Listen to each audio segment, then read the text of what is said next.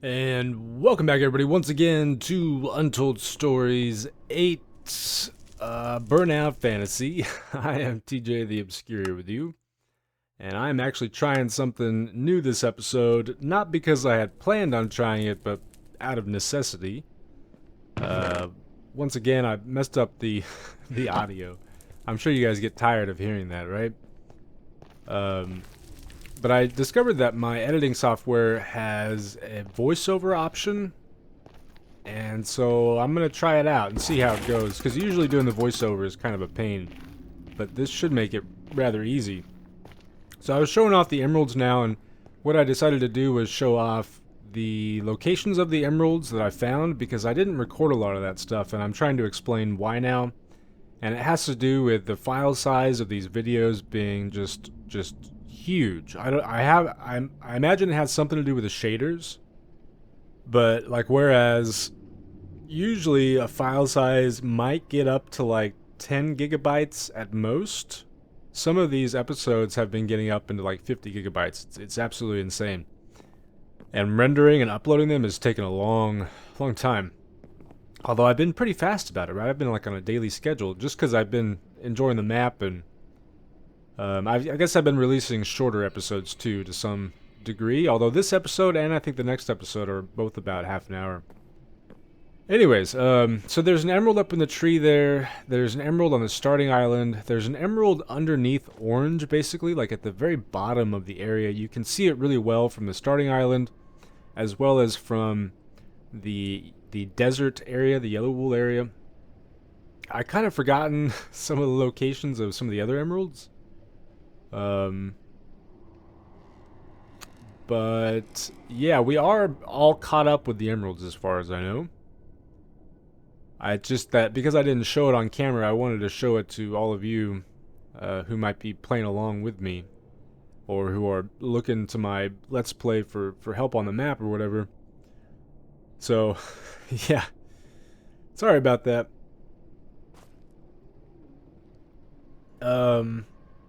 I built this little path to easily get back and forth between the starting area and my grinder and stuff.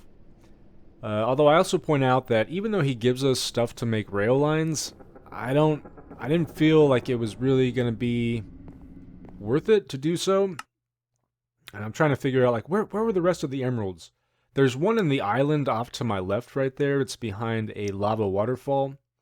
Behind the lava waterfall is a skeleton spawner, and I actually turned that into a skelly grinder in case we need arrows.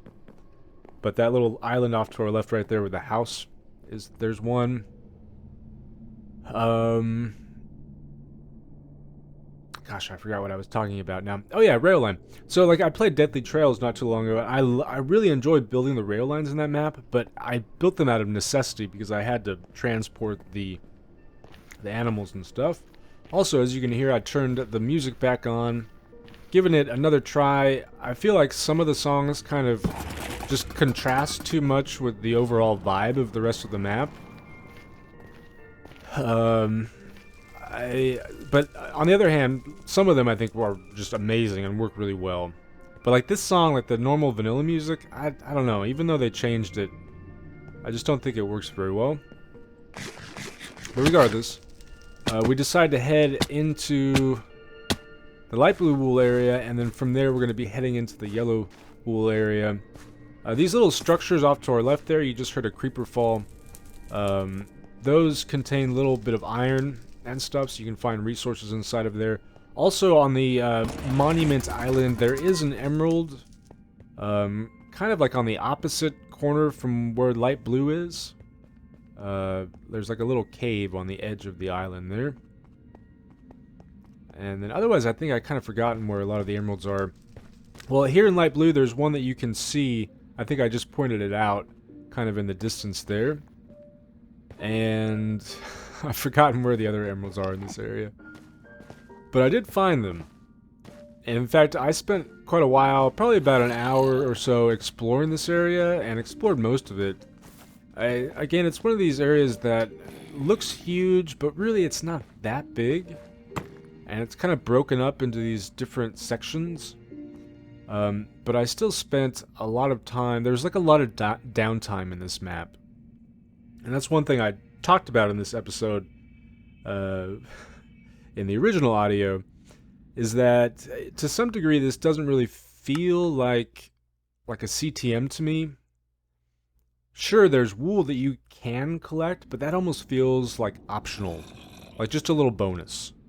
You know, that's just the side, the opening act, whereas the main attraction are the terrains to explore. And so really, to me, this map almost feels like just like a custom survival world. And it plays like that too. It's very slow. There's lots of just kind of wandering around like I am right now, dealing with, you know, vanilla spawns and stuff. And then you'll have these kind of short bursts of action. And that's another thing that's made it difficult to record a lot of it, is, I mean, the large file sizes, but if I'm wandering around for 2 hours, and then all the editing, I don't know, it's just, I would love to be able to record all of it, and maybe I will try to be recording more exploration. In fact, the next episode after this one is basically all exploration. You have that to look forward to. But it's just, it's a very different map.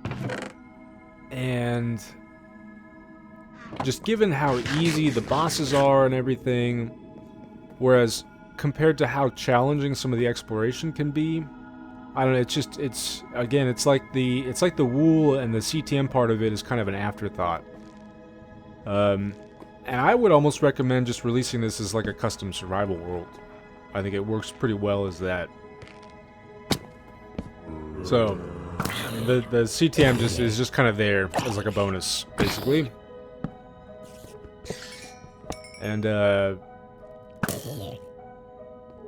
you know, despite all of that, it's still quite fun.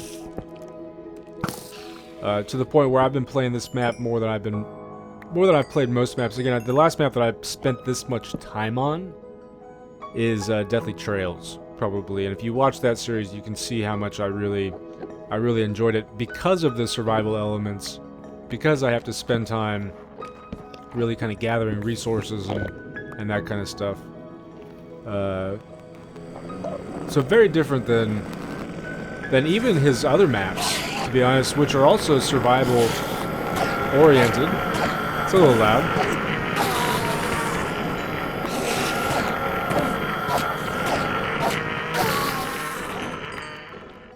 And it's, to me, what's really impressive is to see this map compared to something like Nova Arcana or some of his other ones, just to see how the range of ability. I mean, again, this is still very much a render map, and you can see he took a lot of influence, I think, from Final Fantasy, I see, but also, and maybe he can correct me if I'm wrong, I get a lot of Nightmare Realms vibes to it as well, and maybe it's just the floating islands, but also the kind of themed areas and the way that the world kind of comes together is very reminiscent to me of Nightmare Realms, and it's one of my, it's one of the Vex maps that I tend to enjoy a bit more. Again, because of the lack of resources and stuff. So, I've actually kind of been in this area already. I had explored, again, all of Light Blue, and right where I am, kind of on the other side of the mountain there's like a cave system and some stuff to explore. And that's how I had discovered the entrance to Yellow initially. Also found a nice vein of glowstone ore, which we can make regular torches with. And, yeah. When I was looking down there initially, it looked like it leads us to Void. I was also confused about the layout here, because I thought I was playing this part backwards. Like, I thought we entered these little cliffside things from the bottom and then worked our way up to the top. But no. Right now, I started to freak out. Like, whoa, that's freaking awesome. I love the shader effect in this yellow wool area. It's, basically like a sandstorm. Right, and I've seen sandstorm effects, I think, in other mods. but never one that looked this good. And it does so much for the area. I'll just kind of go ahead and tell you right now, this area is by far my favorite one yet so far. Like, by a lot. I absolutely loved everything about this yellow wool area. Starting with, of course, the shader effect and the atmosphere. But to me, the highlight is the main dungeon itself. Especially after... I mean, so far we've really only had one dungeon, I would say, and that's Magenta. The other ones have been very terrain focused. So this is another more traditional dungeon, and I think it really helps to break up the monotony of exploring light blue. I mean, what can be kind of monotonous.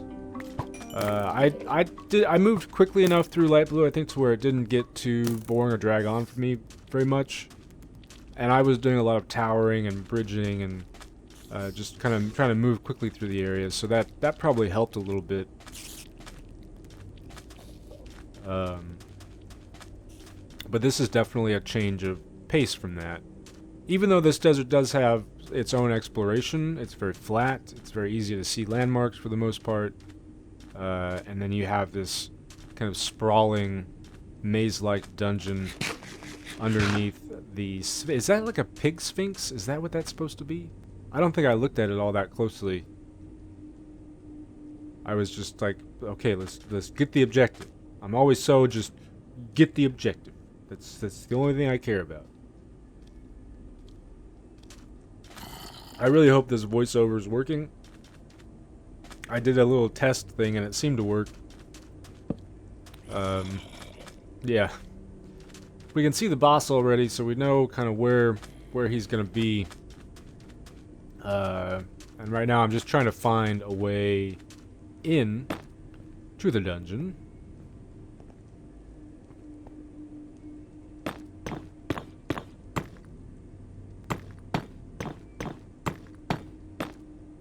Some other things that I forgot to mention. In light blue, at the very top, kind of on the left-hand side of the area, there's a little house with a trader in it, and he will trade records for shulker boxes. So if you need some extra storage, that's one place you should check out. As far as like location of records, I know that there's at least one there that you can find in his house for the shulker box. And then I know that we found one a while ago in one of the earlier dungeons. I never traded that one in, it's still back at my base. But yeah, right now I'm trying to figure out, like, okay, is this an entrance, or is this... Because it started to remind me of, again, maps like Final Fantasy, like these older maps. Because they'll have stuff like this where it's like a bedrock entrance into a dungeon. But then I realized, like, nah, I think he's just... I think we need to find another way in.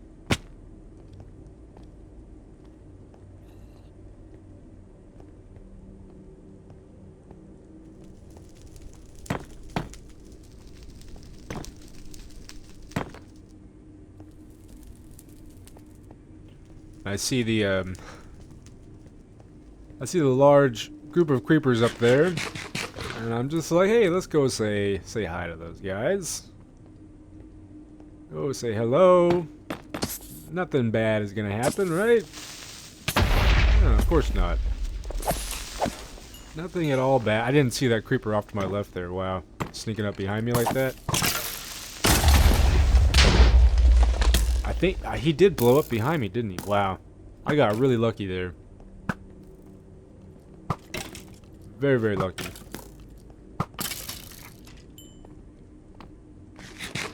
And I imagine if I wasn't quite as tanky as I currently am... Because I found a good amount of iron in light blue. There's like little deposits around these lava pools with blaze, which the blaze, honestly, with the one-shot kills, they're kind of pointless. I don't know. I found them. They don't really add much. But yeah, so I have a decent supply of iron now, and oh, right. I think I was talking about building a grinder there because I built that skelly grinder near my base, but I don't have a creeper grinder yet, and this one's already basically set up for us to use as a grinder, so we might as well. I did not mean to fall that far into this giant hole, because I didn't know where the ground was, but we're lucky it was right there.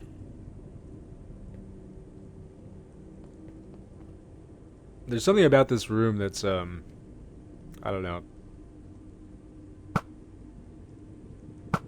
It feels like a room made by a novice mapmaker, like their first map. And I do not mean that as an insult whatsoever. There's something charming about its simplicity.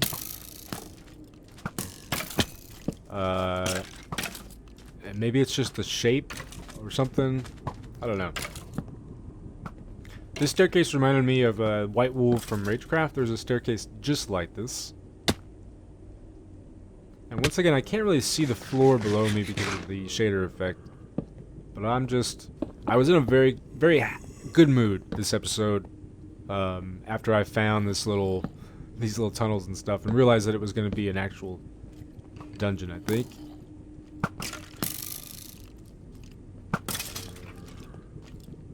And I realized then that skeletons apparently can drop iron. I didn't know that.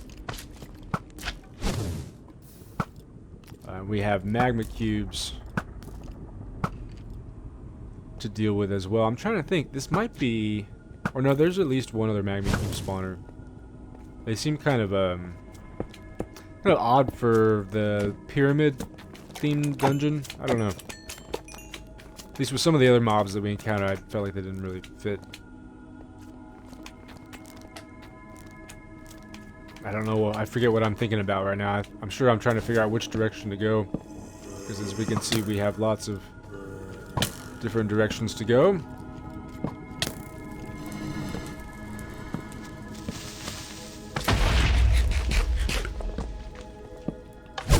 And there's our dispenser friends. Shooting off those fire charges. This room, I want like just like a room filled with this design. You notice how the magma cube is still able to hop back up? That's just ingenious. Because I felt that I was safe. You know, I think doing more of that would be cool. Where you really kind of manipulate mob mechanics to create situations that the player isn't going to expect. You know, I'm 4 or 5 blocks up there. It's a tiny little room. I feel very safe. And then all of a sudden, boom, that magma cube is right back in my face. You know, another good example of that, I think, is spiders hitting you from below blocks. I know, well, I don't know if Mojang considers that a bug or not. I don't know. But it's another good example of something the player really isn't going to expect unless they're used to it. Where you can create areas that kind of manipulate that, right? I love seeing that kind of stuff. I'm not sure if that's what they were going for the magma cube. I'm pretty sure it is. I wish they would have done more of that in this dungeon as well. I'm really kind of increase the difficulty a little bit.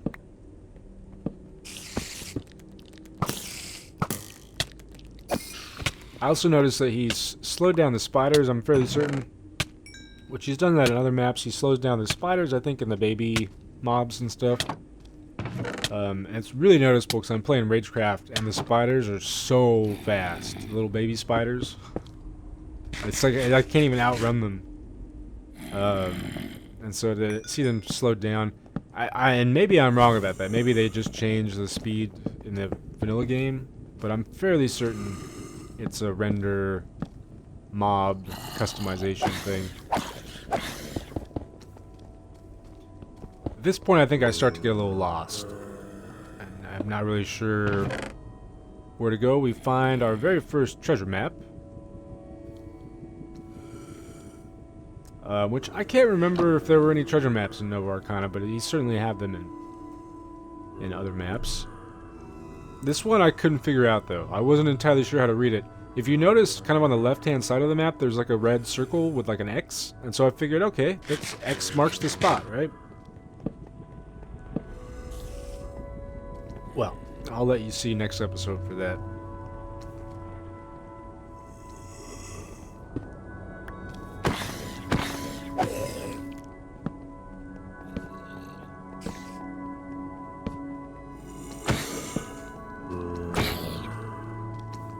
It's like, no, I've been here before.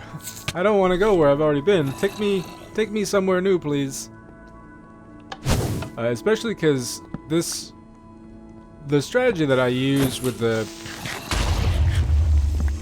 where you move really fast and stuff and don't do a lot of fighting of mobs does not work well when you get lost. And is always very risky in these tight quarters maze-like areas because of the way that mobs can build up past walls, and especially because of the way that mobs like zombies can track you, so that as you're running around, you're constantly spawning this giant group that's following you around, and it makes it so much easier to get yourself into a situation like I almost just got myself into, where a creeper blows up a wall, and all of a sudden you're being swarmed, you know, by a dozen zombies. And we're kind of seeing that kind of play out here to some degree. And I realize that I really need to figure out where the heck to go, or else it's gonna start to get really, really bad.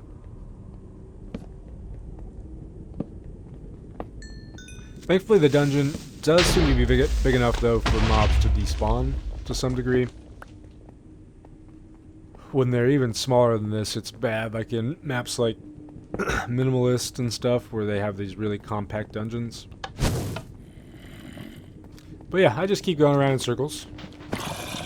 All the circles. That almost looks like a trap that was supposed to trigger, and maybe the player's supposed to think that there's like a secret back there. Maybe there is a secret back there. I don't think I ever check it.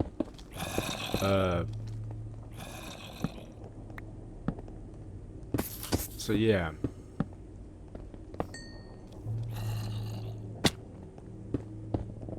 I think this music is also in Divinity's End, or maybe is a variation on it. This is the one that plays at the very start of Divinity's End, in fact. Hearing the blaze is a good sound. Going someplace we've never been before. I wasn't entirely sure. I had to make sure that it was still on hard. But I wasn't entirely sure why the sand on the side like that. Maybe if it blows up again we start getting lava? I don't know, it didn't seem to do much as far as I know. I wasn't expecting this room, and my finger wouldn't remove itself from the forward button, so I just kept running, and hey, it worked out, so.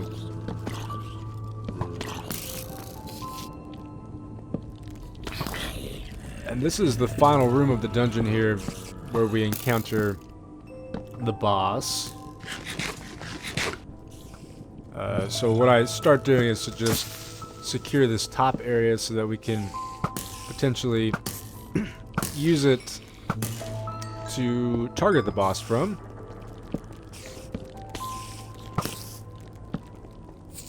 And that means blocking off all the staircases and stuff.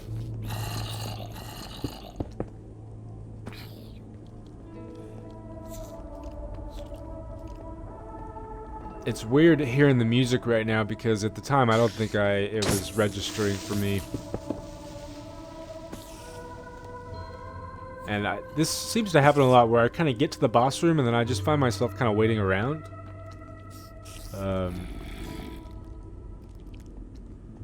Waiting for one to spawn. Whoops. Hey, look, there's one right there. That creeper was just trying to let me know.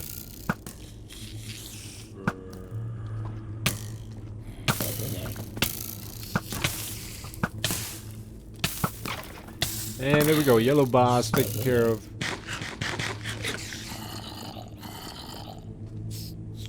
But I still gotta retrieve things. which may or may not be easy.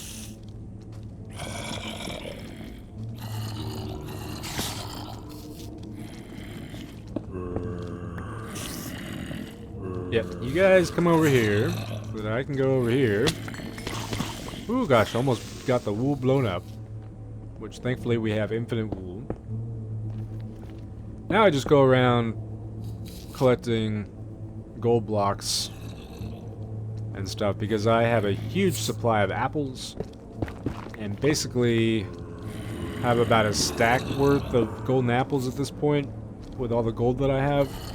Because there was at least one room, I think, in light blue that had a bunch of the little netherrack gold ore stuff, the stuff that's the trim on the ceiling here. So between that, all the gold armor that I have, these gold blocks, I have lots of golden apples to make, which is good because that's basically the only healing item that I have. And I think I talk about it this episode or maybe next episode. But the lack of potions so far. I noticed a little opening in the throne there and think it might be some kind of secret, so try to figure that out. But we have nether wart, of course. We can make bottles. We have melon and gold. We even have, we've encountered some witches. We have sugar.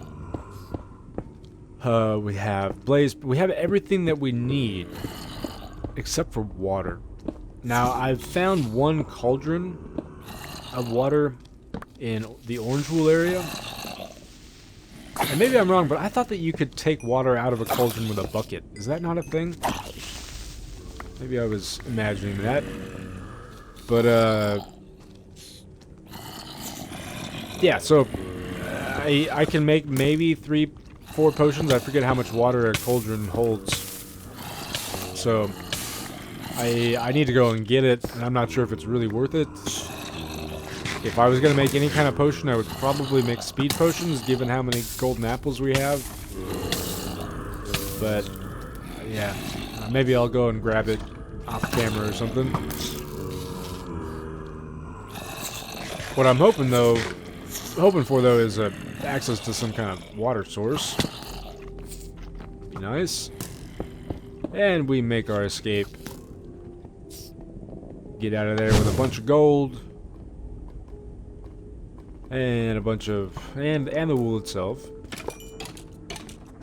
I couldn't believe that he got that last shot off there. That was just... Oh, that was good. And I wanted to make sure that there were no secrets in that room. Now I basically wander around the dungeon trying to find my way out for like 10 minutes. And I do eventually make my way out. Hi. You want to say hi? Hi. Daddy's fighting creepers and stuff in a giant underground pyramid thing. Is that pretty cool? Huh? Alright, well the video is just about over, so you want to say goodbye? Bye-bye. Alright you guys, well that's going to be it for me for today. Thanks for watching everybody. Hope you enjoyed, and I will see you next time.